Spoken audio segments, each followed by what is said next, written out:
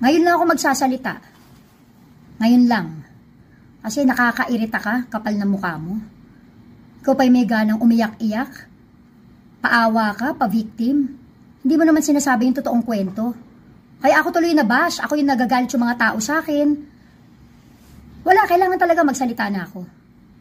Alam mo, una sa lahat, pinost mo yung wedding photo namin.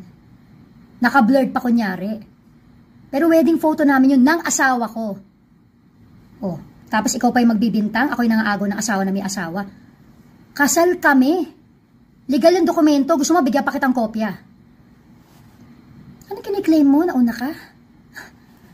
Nauna kayo nagkaanak. Oy, ba't di ka pinakasalan? Mag-isip ka. Bakit hindi ka pinakasalan? Ako pinakasalan.